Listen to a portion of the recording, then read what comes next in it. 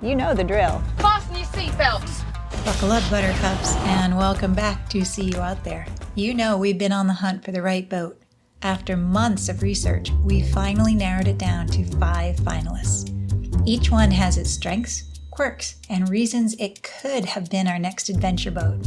And today I'll walk you through all 5. 2 are built in Africa, 1 is built in France, 1 is built in China, and 1 is built right here in the United States. But here's the twist. I'm not going to tell you which one we picked until the very end. I will say this though, the universe definitely had a hand in it. First up, the 2022 Aquila Sport with the hydrofoil. Could this be the one? Aquila Power Catamarans is headquartered in Hangzhou, China. Hangzhou City, China. Hangzhou? Sorry. Aquila Power Catamarans is headquartered in Hangzhou City, China. Aquila was founded in 2012. It was a partnership between MarineMax, which is a United States boat dealer, and Sino Eagle, a Chinese boat builder. The Aquila 36 is 36 feet long, and her beam is 14 feet 7 inches wide. The version we're interested in has the Mercury Verados with 300 horsepower. If you don't want the foil, and you want your fuel efficiency to go down by 30%, by all means, you can pick the one with dual 400 horsepower and no hydrofoil, but I'm a nerdy girl and I love the idea of flying through the water with a sail under the water. So we definitely wanted the hydrofoil. A few more stats. Top speed is around 40-ish knots, and it comes with 2 180-gallon gas tanks. You have 1 cabin with a full bed and a separate head on each side of the boat. The Aquila stood out to us because it's been thoughtfully designed from the ground up as a power catamaran with a patented hull, and the hydrofoil design is part of the unique hull design. And when you step aboard, it really feels purpose-built. The unique foil makes it insanely fuel efficient for a boat this size and speed. At 30 knots, you're getting about 1.3 miles per gallon. And the ride? Smooth as glass, even in choppy whitecap seas. So the pros for this boat are fuel efficiency, solid build quality, great forward and rear cockpit spaces for entertaining and snorkeling, and fantastic visibility from the helm. Cons? Hard to find the exact model we're looking for. We were looking for the Cruisers package, which has the full glass enclosure on the back with the hydrofoil. The other con is it's a bit of a budget buster. Husbands, pros and cons. Pros. Exciting new type of boating. This will be our first ever power boat. Ability to anchor close to shore. And even maybe beach the boat, which is something that sailors never do. At least, not on purpose. Very fast. Allows for shorter trips that are still interesting. Fits in a standard slip. No more struggling to find T-heads. And no more paying more for the T-heads sometimes. Cons. Can entertain lots of people. This is a pro for me. Expensive gas. This is a con for all of the boats we're looking at since we're coming from a fuel-sipping sailing catamaran. Louder than a sailboat under sail. This is true for all the boats. Combustion engines, just louder than any sail out there. Smaller living area means adventures that are weeks long instead of months long. Again, a pro for me. Honestly, this one set the bar high. But did it win? Let's keep going. You know the drill. Please hit that like button, subscribe, and hit the bell. Smash that like button. Hit that like button. Please punch that little. Remember to smash that bell button. You have been recalled. Please smash that like button, subscribe, and ring that bell. Who knows? Maybe my next boat is your next boat. Next, the 2025 Aventura SC, a brand new model built in Tunisia. The Aventura catamaran gets its name from the Spanish, Portuguese, and Italian word Aventura, which means adventure. According to Aventura, this name reflects the spirit of exploration and travel the shipyard embraces. Aventura Catamarans was founded in 2000 in France to produce lightweight coastal sailing catamarans. They began by reintroducing and renaming existing models before establishing their own unique designs and then expanding into power catamarans. Their manufacturing facility is in Tunisia, Africa. Here are the specs. It's 38 feet long, so the same as Reboot, our former sailing catamaran. Its beam is 19 feet wide, so you may have issues fitting into standard slips, just like Reboot did. It can be ordered with inboards or outboards, but I couldn't find any information about fuel efficiency with the outboards, and the only one I could find fuel data on was for the smallest dual Yanmars with 320 horsepower each. This configuration allows cruising speeds of between 15 and 18 knots, with fuel consumption estimated at 18 gallons or 70 liters per hour for two 320 horsepower engines. The advertised top speed is 25 knots. It can be spec'd out for 2 or 3 cabins. Unlike the Aquila with the cruisers package, the rear of the Aventura with outboards is completely open and the galley is outdoors. This might be a problem for us since many areas of Florida and the Bahamas are insanely hot and crazy buggy for much of the year, and we need to be able to close it up for comfort sometimes. Well, a lot of the time. The Aventura really did tempt us with its fresh design and warranty coverage, but here's the catch. After tricking out a $400,000 base model, I was suddenly looking at a Powercat that I'd be paying over $800,000 US for, and that was before the recent tariffs kicked in. It has no track record yet, very limited US support, and in most cases, you'd be buying sight unseen, unless you can score a trip to the factory in Africa. That's a big leap of faith. This boat checked the super cool, very beautiful, and customizable box. Could that have been enough? Maybe. But let's see what the next contender brought to the table. While you're guessing which boat we went with, drop your pick in the comments below. I want to know which one you would have chosen, if any. Tell me why or why not. Third, the 2016 Leopard 43 Powercat. Specs.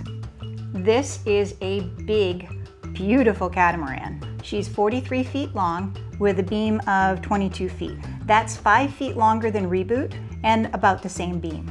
No standard slips for this kitty. It has a spacious flybridge and up to 4 cabins and 4 heads. Standard engines are twin Yanmar diesels with 320 horsepower.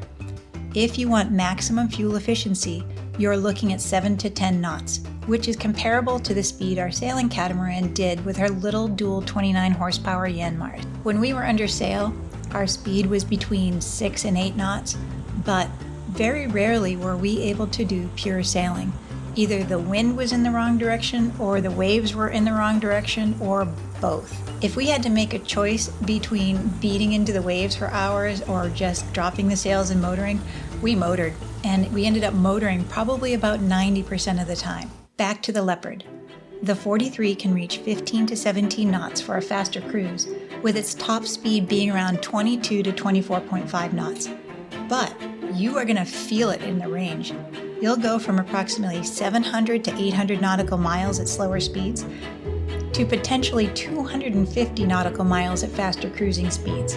But that range can be extended to over 1,000 nautical miles by significantly slowing down to a turtle speed of around 6 knots. Robertson and Kane yacht builders began building charter catamarans in 1991 with the charter company The Moorings. The success of these charter cats spurred private sales, leading to the launch of the Leopard brand in 2000 for private ownership. The 2016 era Leopard is a proven design. Charter fleets love it. I'm familiar with the Yanmar engine since Reboot had 2, and it's roomy and seaworthy. For a while, we thought this might be it. But once I got on board, I started worrying that it was basically just like Reboot, but missing the sails. Ironically, this is a pro and a con for both of us, since we love sailing but needed a boat that was kinder to our backs. But then reality set in. It might be too long and too wide for our dock. Our city has strict guidelines about how close your boat can get to the property lines in your canal. This is to make sure that everyone can get their boats in and out without headaches, and we have inches to spare. When we looked at the smaller Leopard 39 Powercat as an alternative, we immediately noped out. We ran into impossibly low headroom in the bathrooms, and you know me, I have a no-duck, back-friendly policy for living areas this time around. I can duck a little bit here and there, but we have to be able to stand up.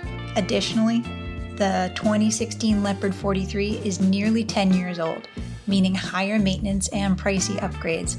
And while I loved Reboot, I did not love the constant maintenance on a 16-year-old boat to keep her running as beautifully as I need my boats to run. Oh, and the sticker price is steep for its age. My husband's pros and cons? Pros, gorgeous flybridge and entertaining area. A flybridge was high on his list of wants. Feels very similar to our sailing catamaran, so familiarity equals comfort for him. Lots of room for toys. Great for liveaboards and extended cruisers. While we wouldn't ever be liveaboards because we have a home base here in Florida, I can definitely see taking this boat out for months at a time and being incredibly comfortable doing it. Cons: 1 mile per gallon at 15 knots is not great fuel mileage, especially for a boat this size.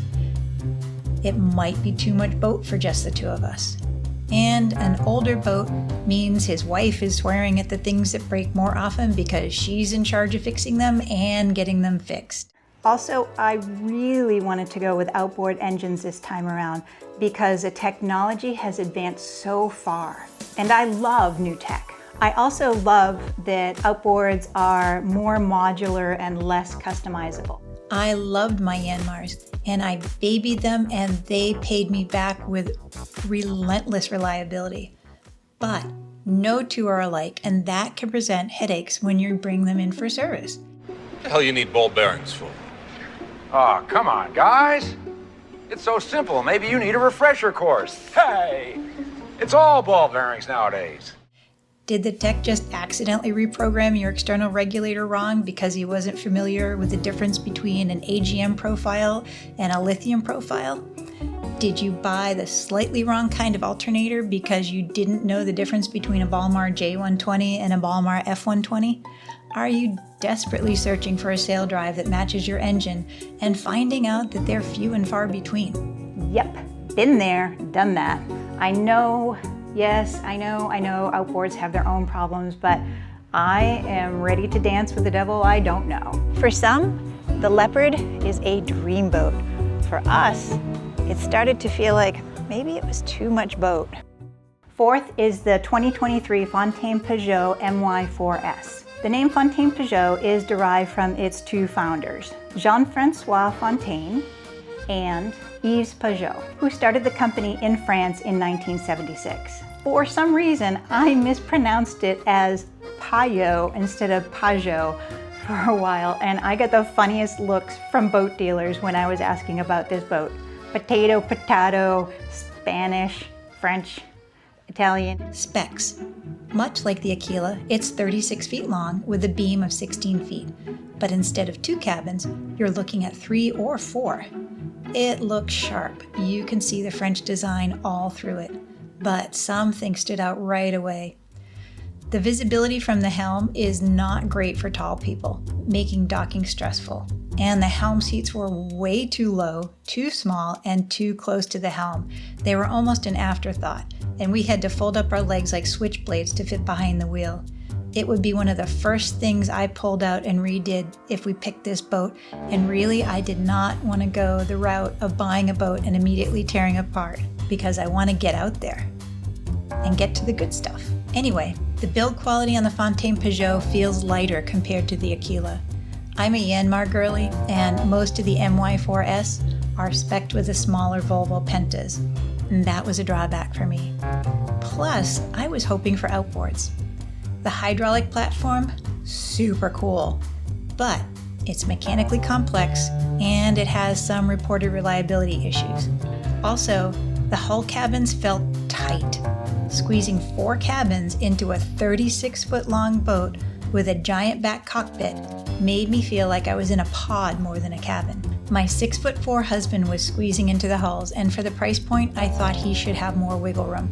However, this was one of his favorite boats. Sometimes I know exactly what you're going to say.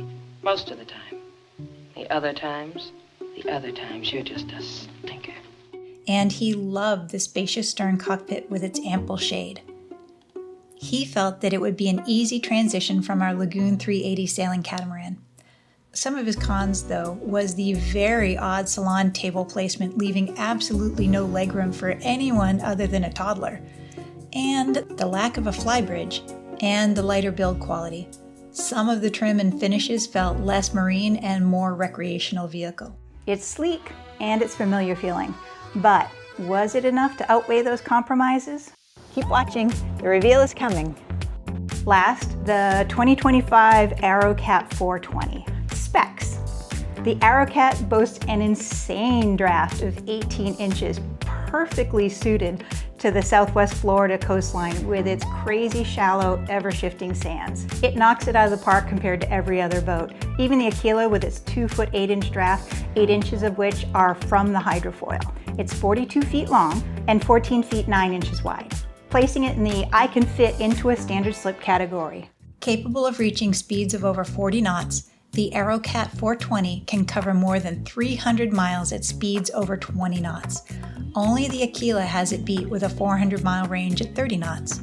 I'll talk more about the speed to time ratio later on in this video, and it's an eye-opening comparison. Back to the Arrowcat. It's also super customizable, and I love that it's built right here in St. Petersburg, Florida. Local support, highly customizable design, more headroom, no problem.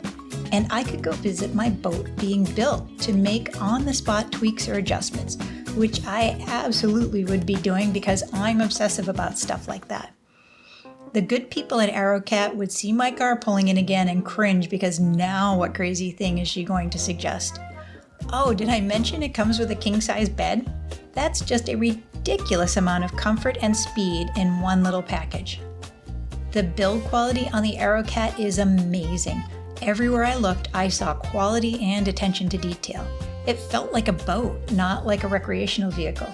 Sometimes it felt a little too much like a boat to me, and one of the reasons I do a custom build is to add more design forward features. I'm sorry, purists, but I don't like teak and I really don't like orange wood. The Arrowcat had me dreaming, but the deal breaker? Price. I don't need to say much more, but that decimal point was one too far to the right for us. Unfortunately, even if we stretched the purchase budget, it was out of reach insurance-wise. The insurance on it was an eye-opener for me, with the comma also being in the wrong place. The good people at Geico referred me to their special, you bought a boat that was north of $1 million, here's our extra expensive division to talk to you. And yes, I did call them the good people at Geico. I know insurance companies get a lot of hate, but when Reboot got hit by lightning, Geico was amazing at helping me repair it to better than new. Even if I found the perfect used Arrowcat and got to remain in Geico's regular boat coverage pool, they are few and far between. I might be waiting years to find one. This one tugged at my heart, but if not the Arrowcat, then which one? So we have 5 finalists, but before I reveal the winner, let me take you through my time, money, fuel origin story. One thing that we hadn't realized when we bought Reboot 6 years ago was how long it takes to get anywhere. Our cruising speed on her was typically 6 to 8 knots, and that meant it took us a very long time to get anywhere. Even longer if we put the sails up, because the wind and the waves are very rarely in the direction you want to go. It was almost like Mother Nature had it in for us. We used to say, it's the journey, but let me tell you, sometimes passage making really sucks, and I'm kind of over it. I'm at the let's skip to the good stuff stage of life, and I wanted to find a boat that was fast enough to let me skip to the good stuff, and also to get me back to civilization fast if something bad happened. I was keenly aware of how lucky we were when my husband got hurt on land, that if it had happened out in the ocean, it would have been hours before we could reach help, and it might have involved having to abandon Reboot. Okay, here we go. I'm going to show you a bunch of spreadsheets that I made, and you'll be able to plug in your numbers for whatever boat you're looking at, and I will make that link available in the comments below. All right, let's get to it. So here's my metric. From Fort Myers Beach to the Dry Tortugas. How long would it take each boat, and how much fuel would you use one way for the trip? Assume perfect conditions, 10% fuel reserve, and optimal cruising speed based on published data. First up, the Aquila 36 with the twin Mercury Verado 300s and the hydrofoil. The formula I use to calculate it is range equals usable fuel capacity divided by gallons per hour burned times speed, according to clicksfueling.com. And nope, not sponsored, that's just where I found it, and every link and every source of data I find, I will put them in the comments below. All right, first up, the Aquila 36 with twin Mercury Verado 300s and the hydrofoil. 33 knots is the optimal cruising speed according to boat test, and fuel consumption is 29.3 gallons per hour. Fuel capacity is 360 gallons, so a 360 gallon fuel tank divided by 29.3 gallons per hour times 33 knots is 405 miles. With a 10% reserve, that is a 360 mile safe range. It would take 3 hours and 30 minutes to reach the Dry Tortugas on the Navionics app with 102 gallons used at a burn rate of 1.3 miles per gallon. All right, next up, the Aventura 38C with the two 320 horsepower inboard Yanmar diesels. Cruising speed of 15 knots with fuel consumption estimated at 19 gallons per hour, according to Boat News. Fuel capacity is 290 gallons, so 290 gallons divided by 19 gallons per hour times 15 knots is 229 miles. With a 10% reserve, that is a 207 mile safe range. That means it will take you 7 hours and 45 minutes and use 147.5 gallons of fuel at a rate of 0.9 miles per gallon. Since the distance to the Dry Tortugas for this test is 116 nautical miles and you've got 147.5 gallons of fuel burned with a 207 mile safe range, you're looking at sea tow on the way back, or you need to slow down, way down, or you need to have a supplemental fuel tank on board because you are not getting there just with that. Okay, the next one is the Leopard 43. It also has the twin 320 horsepower Yanmar diesels, just like the Aventura. It has a best cruise fuel economy of 3 gallons per hour at a speed of 8 knots, with a fuel tank of 264 gallons. Range is 704 nautical miles. So that calculation is 264 gallons divided by 3 gallons per hour times 8 knots. Safe range with a 10% reserve is about 634 nautical miles.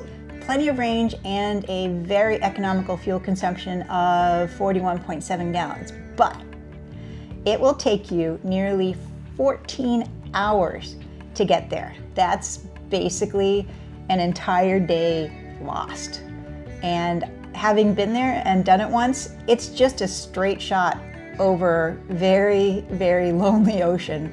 And you're really hoping that in that 14 hours that ocean continues to behave the whole time, because one time for us, it did not cooperate for us, and it was 8 hours of absolute hell. So 14 hours, yikes. It has the same engines as the Aventura, so you'd be looking at a similar burn rate if you bumped up the speed to 15 knots. And the reverse is also true for the Aventura. If you slowed her down to 8 knots, you would get there and back eventually. The 2023 Fountaine Pajot MY4S has a fuel capacity of 317 US gallons. Boat tests found that the best cruising performance was 14.5 knots. At this speed, fuel consumption was 14.6 gallons per hour. That gives you a range of 315 nautical miles. So 317 gallons divided by 14.6 gallons per hour multiplied by 14.5 knots. And with a 10% safety reserve, that's 284 miles. That will get you to the Dry Tortugas in about 8 hours using 116 gallons of fuel at 1 mile per gallon. Not bad, but we're still 8 hours. That's an entire day just to get there. And then you're looking at an entire day just to get back. Okay? The Arrowcat 420. This one is powered by twin Mercury Verado 400 horsepower outboard engines. Big engines. It has a 400 gallon fuel tank, so you're looking at a 330 mile range at a fast cruising speed. 400 gallons divided by 24 gallons per hour times 20 knots. The range is 300 miles with a 10% reserve. The Arrowcat will get you to the dry Tortugas in about 5 hours and 48 minutes with a fuel burn of 139 gallons and a fuel economy just shy of 1 mile per gallon. I think this is a pretty good compromise between amount of fuel you're burning, how much your boat can hold, and time. So the quickest time was 3 hours and 30 minutes, and the longest time was 14 hours. And then there was, the Arrowcat came in second at 5 hours and 45 minutes. And then the other two were right up around 7-8 hours. So time really makes a difference. I mean, it really does. So who's the winner? And we definitely had a winner. And if you can't tell, there's a reason I don't play poker. Okay, each one had something special. The futuristic design of the Aventura,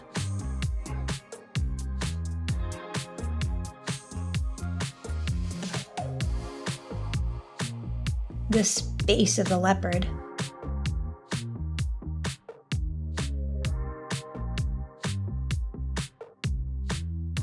the familiarity of the Fountaine Pajot,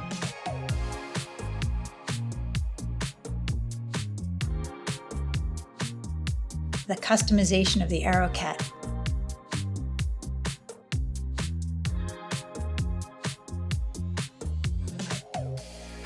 and then there was one more.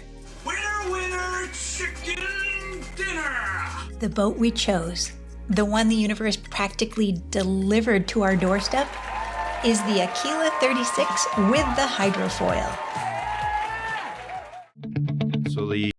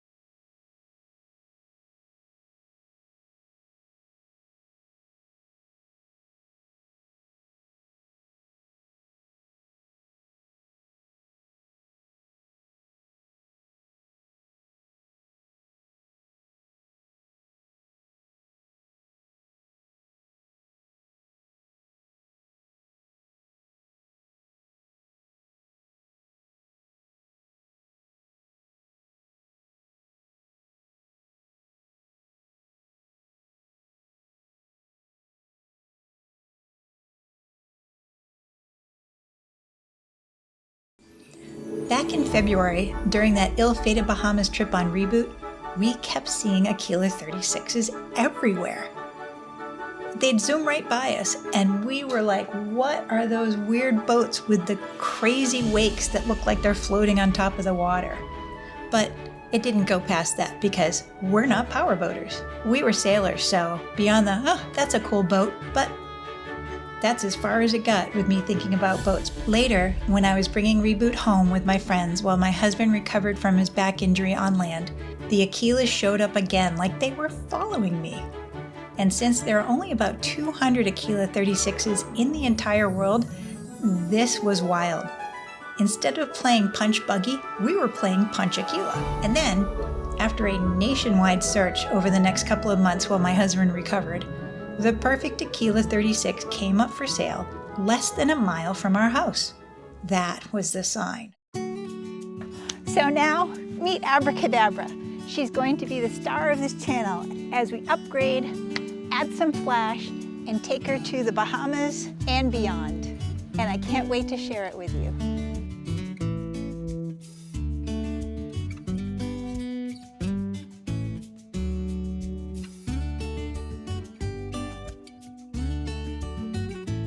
Thanks, y'all, for being part of our journey. I would love to hear what you think of Abracadabra. And as always, see you out there.